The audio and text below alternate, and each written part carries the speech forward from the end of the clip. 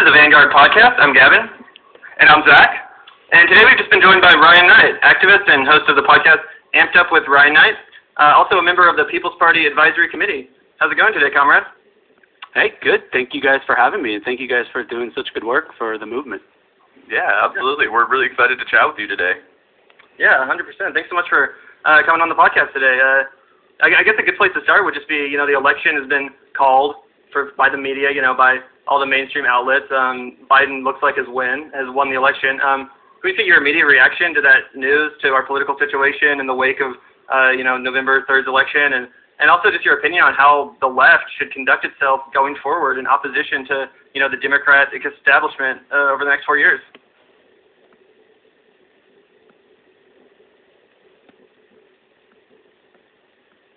Fan of fanfics, it's so unbelievably sad that Cenk and Anna at TYT have done more to hinder and hobble the progressive movement than they have to forward it. I know.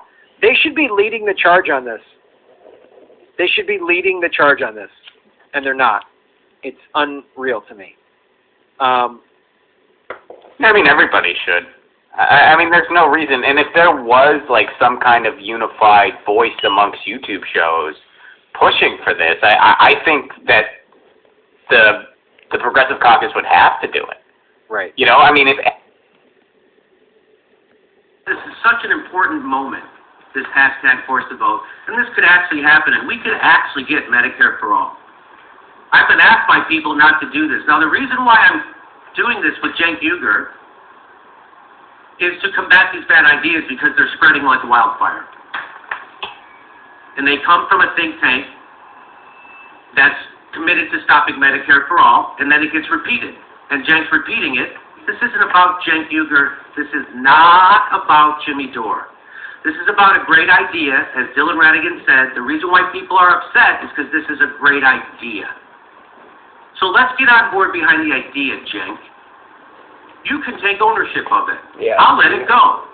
And I'll forget all that stupid shit you've been doing. And I'm asking you to get on board with hashtag Force the Vote. I'll forgive you of all your sins. All of them. If we get Medicare for people, let's do it. Join the fight, Cenk. Hashtag Force the Vote. Join the fight, Cenk. Your audience wants you to do it. People who are sick want you to do it. I want you to do it. People who are dying, 15 million people who just lost their health care want you to do it. Now, one of those people wants you to wait, Cenk. Get on board, Cenk, now. I'm welcoming you with open arms. I'll give you that. I'll give it to you.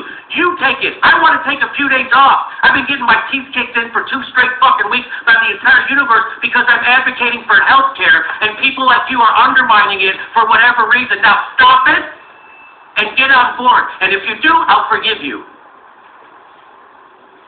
Get on board. This is bigger than us, Cenk. It's bigger than you. It's much bigger than you and your ego. It's much bigger than me. This is about a great idea in getting sick people health care in the middle of a pandemic. Cut it out. Get on board. I welcome you with open arms.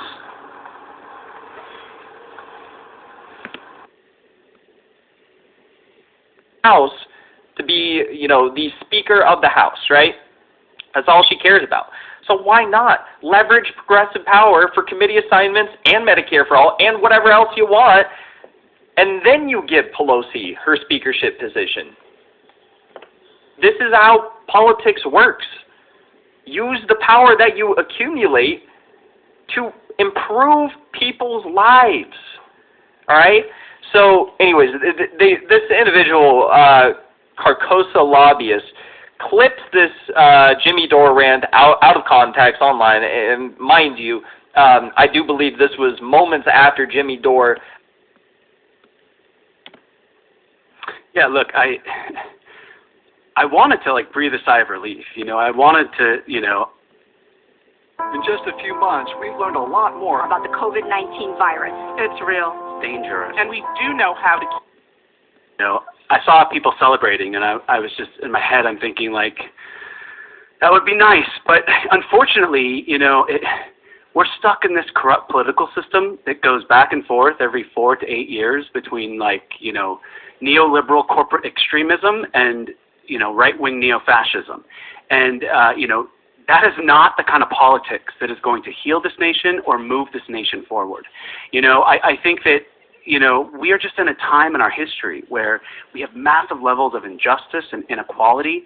And if these corporate Democrats think that we can just, you know, pretend like, oh, Trump is gone, now everything is great now, and let's go back to 2008 or, you know, 2012, you know, when Obama was still president, those were the very conditions that led to Donald Trump being elected in the first place, right? And so we have to break this cycle. We have to break this stranglehold that Wall Street and giant corporations and the ruling class have over our government and both corporate parties in Washington. You know, in 2020, Wall Street gave more money to the Democrats than the Republicans. You know, a lot of the liberals and more, you know, the never-Trumpers don't realize that, you know, Trump is a symptom. He was always a symptom of our corrupt system. You know, and so, yeah, the corrupt president's gone, but the corrupt system is still alive and well. And what I mean by corrupt system, we have, you know, politicians in our government who use our government to enrich themselves and their corporate donors and shared his heartbreaking healthcare story in which he explained how he had a life-changing you know, experience with the healthcare industry, the murderous, for-profit, rapacious healthcare industry in this country.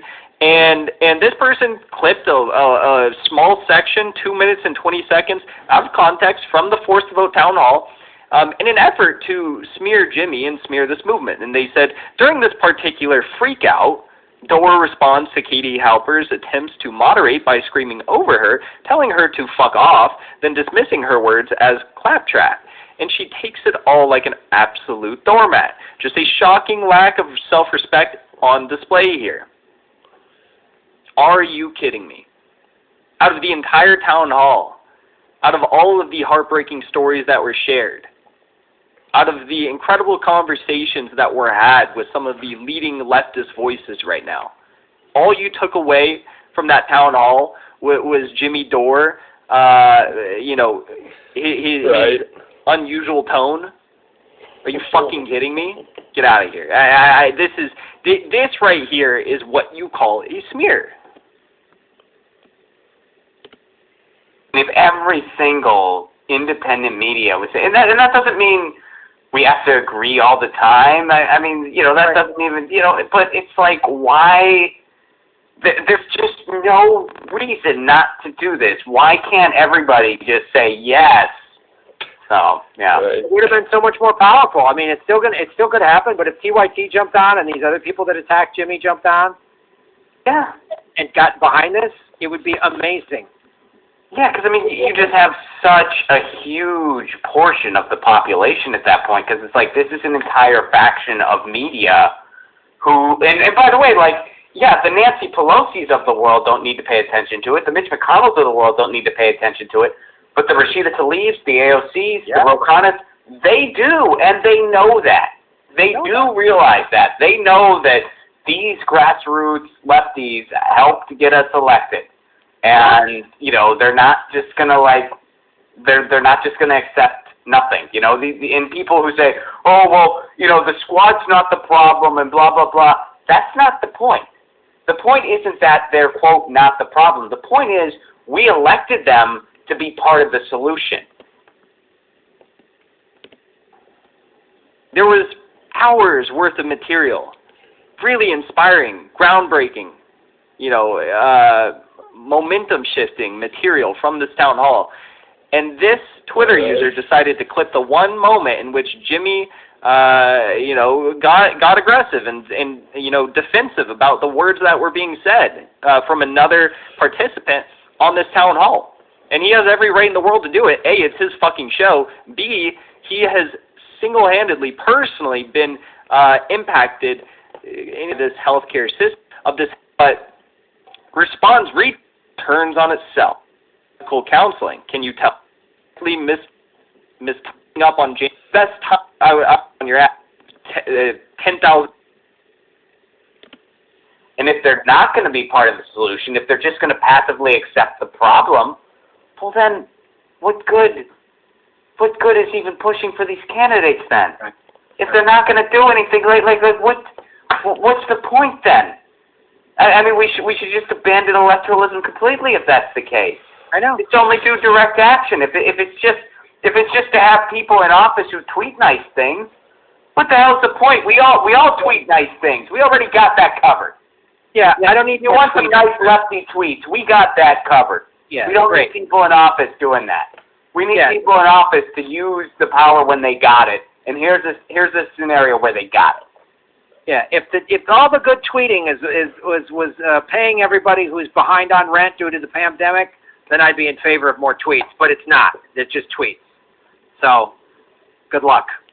Arthur Handy, shaving your knuckles are just as Arthur. This force to vote thing really has been a great unmasking. We know that there is a progressive establishment, a.k.a. the boutique left. Yeah, it's good. We now know, and we'll know Sunday who's who. Sunday, we're going to know who's who. We're going to know by Sunday afternoon, Sunday night, when this vote's over. We're going to know who's what, man, and I look forward to it. Whatever it is, I don't have any faith in these folks, and I hope I'm wrong, but we're going to find out who's what. We, the people, we're going to find out who's what. They're supposed to be there to serve us, right? They're supposed to be there to serve we, the people. Newsflash, they're not there working for us. You know, they're there Parity working of for big Medicare for pharma, all rather and than they're working for the defense industry. uplift the popularity of the bill, which is crazy again. But this is no Miki Kantz we're talking about. She has lost all credibility in my eyes, and I don't think anyone should take her seriously. And if you don't believe me, just watch this clip. Take a look at this. We're going to break it down into 3 separate clips.